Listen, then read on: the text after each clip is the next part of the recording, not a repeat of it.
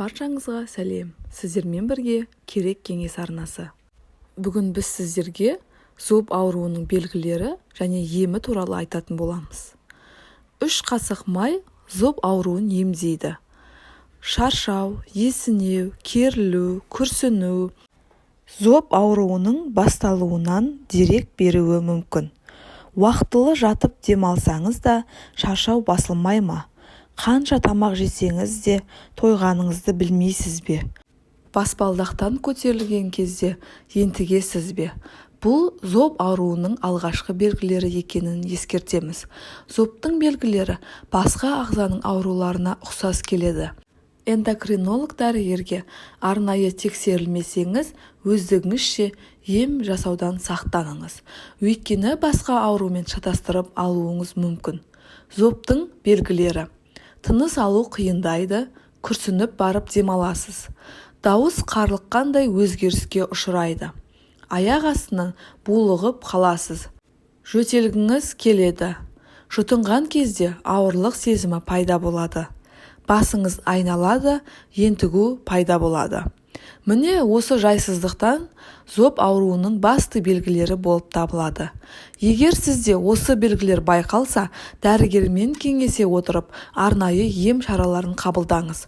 Оған қоса халықтық жолмен емдеу әдістерін ұсынамыз.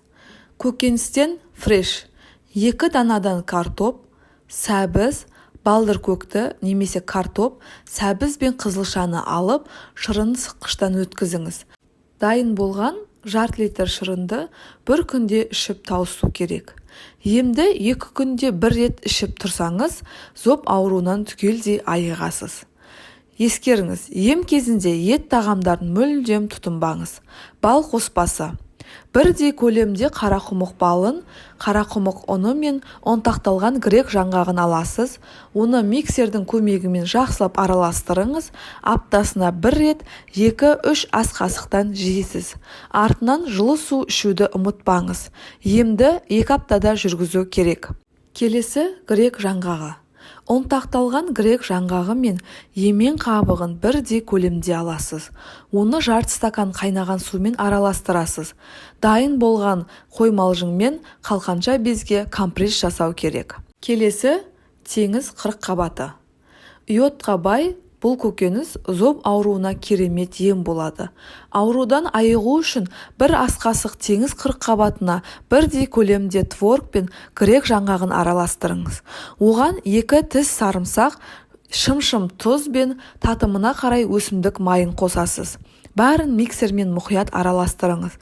Дайын болған емдік қоспаны 3-4 қасықтан күніне 1 рет жейсіз. Келесі майлы қышқыл. Иод тапшылығының бірден-бір емі омега қышқыл болады. Оны балық пен зығыр майынан аласыз. Ағзаны иод пен байытқыңыз келсе, күніне 1 рет 3-4 чай қасық зығыр майын ішіңіз. Татымы ұнамаса, аздап балмен араластыруға болады. Немесе 1 тілік қара нанға жағып жеңіз. Емді таңертең аш қарынға жүргізіңіз. Шетен бұл жидек зобтың кез келген түріне пайдалы.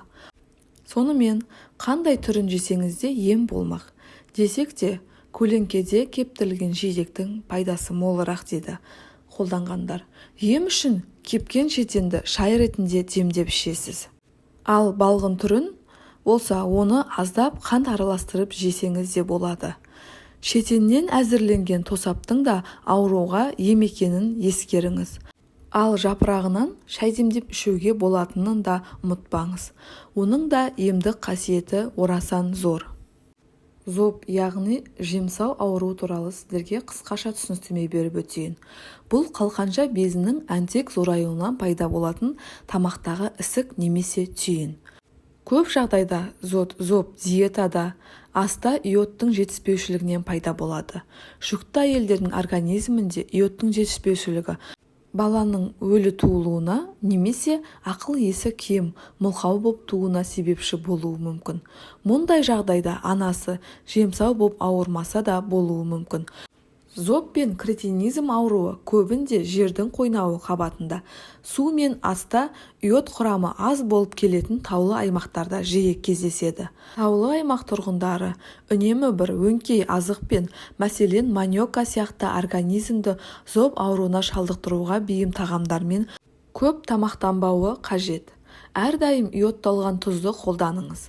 Иодталған тұз ас тұзымен салыстырғанда қымбатырақ, бірақ одан анағұрлым пайдалырақ. Егер сіз зоб ауруы көп таралған аймақта тұрсаңыз, және осы аурумен ауруға организміңіз бейімделген сезініп, тіпті алғашқы белгілері пайда бола бастаған жағдайда ең алдымен капуста мен маньоканы жеуді тоқтатыңыз. Ескертпе: егер зоб ауруымен ауыратын адам қолы басы қалтырап, өте ашуланшақ болып, көз шарасы үлкейіп кетсе, онда бұл зобтың ерекше түрі, улы зоб болуы мүмкін. Мұндай жағдайда шұғыл түрде білікті дәрігер маманға көріну қажет. Сіздермен болған керек кеңес арнасы. Осы ақпараттарым сіздерге ұнаған болса, менің каналыма тіркеліп, лайк басып қоюды ұмытпаңыздар. Келесі видеода кездескенше. Әрқашан деніміз сау болсын. Денсаулықтарыңызды күтіңіздер.